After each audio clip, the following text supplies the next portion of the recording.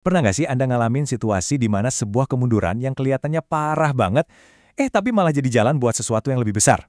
Oke, yuk kita bahas gimana sebuah peristiwa yang kelihatannya bencana justru bisa dilihat sebagai kemenangan. Kita akan lihat lewat sebuah contoh sejarah yang luar biasa.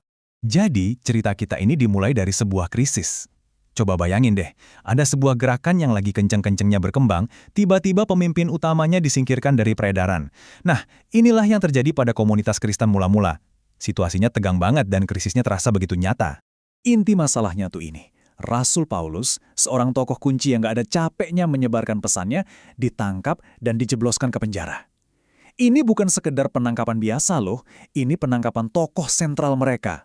Buat gereja di Filipi yang dekat banget sama Paulus, berita ini jelas bikin mereka hancur. Mereka cemas, mereka khawatir. Gimana enggak? Pemimpin, mentor, dan inspirasi mereka sekarang ada di balik jeruji besi. Terus gimana misi mereka bisa lanjut? Coba deh kita lihat kenapa mereka ngerasa ini tuh akhir dari segalanya. Jadi seluruh cara kerja Paulus itu kan bergantung banget sama mobilitas dan interaksi publik. Begitu di penjara, ya udah semua aktivitas ini berhenti total. Nggak ada lagi perjalanan misi, nggak ada khotbah di tempat umum, apalagi mendirikan komunitas baru. Dari kacamata mereka, mesin penggerak misinya itu benar-benar mati total. Tapi, dari keputusasaan total ini, kita akan beralih ke sebuah perspektif yang radikal dan sama sekali nggak terduga.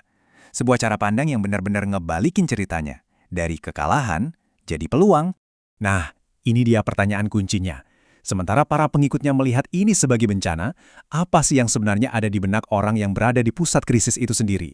Jawabannya bakal mengubah segalanya. Dan inilah jawaban yang mengejutkan itu, langsung dari sumbernya. Paulus nggak melihat penjaranya sebagai sebuah rintangan. Sebaliknya, dia melihatnya sebagai katalisator. Ini nih, momen aha utama dalam pembahasan kita, sebuah pembalikan total dari ekspektasi. Jadi, poin krusialnya adalah dia melihat apa yang nggak dilihat orang lain. Nah, yang menarik banget dari sini adalah kontras yang tajam antara dua perspektif ini ya. Di kolom kiri kita lihat pandangan umum, mereka ngelihatnya cuma belenggu dan jeruji. Tapi di kolom kanan kita lihat pandangan Paulus, dia justru melihat audiens baru, para penjaga Romawi yang mau nggak mau terikat sama dia. Di mana orang lain melihat halangan, Paulus melihat penderitaannya sebagai dorongan buat orang lain jadi lebih berani. Dan di mana mereka melihat sebuah akhir, dia malah melihat kemajuan.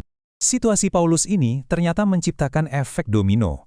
Dan yang menarik, muncul dua reaksi yang sangat berbeda dari orang-orang di sekitarnya. Ini menunjukkan banyak hal tentang sifat manusia saat menghadapi krisis. Reaksi pertama, dan ini cukup menyedihkan sih, datang dari mereka yang mencoba memanfaatkan ketidakhadiran Paulus. Mereka berpikir, wah dengan disingkirkannya Paulus, ini kesempatan gue buat bersinar. Ini menunjukkan ambisi egois bahkan di tengah komunitas rohani.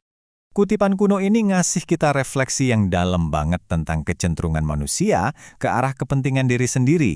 Ini pengingat yang kuat bahwa bahkan dalam tujuan yang mulia sekalipun, sifat egois manusia itu bisa muncul ke permukaan.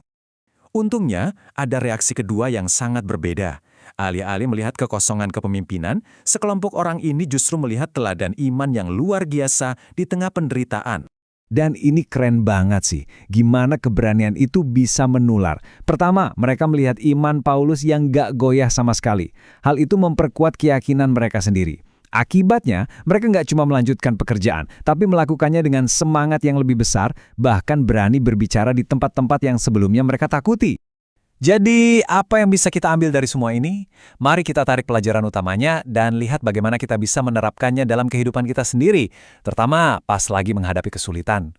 Inilah konsep intinya, perspektif rohani. Ini bukan soal menyangkal kesulitan ya, tapi tentang punya kemampuan untuk melihat melampaui kesulitan itu dan mencari tujuan atau hasil baik yang tersembunyi di dalamnya.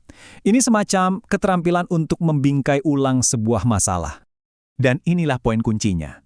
Nggak semua masalah akan langsung menunjukkan sisi baiknya kan? Pelajaran dari sikap Paulus adalah tentang menumbuhkan kepercayaan. Percaya bahwa bahkan dalam situasi yang paling gelap sekalipun, ada tujuan yang sedang bekerja, meskipun kita belum bisa melihatnya sekarang.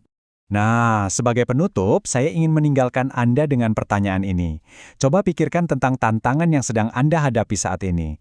Bisakah Anda menerapkan perspektif ini? Dalam kesulitan Anda, peluang apa, entah itu untuk bertumbuh, untuk terkoneksi dengan orang lain, atau untuk kemajuan yang mungkin sedang menunggu untuk Anda temukan?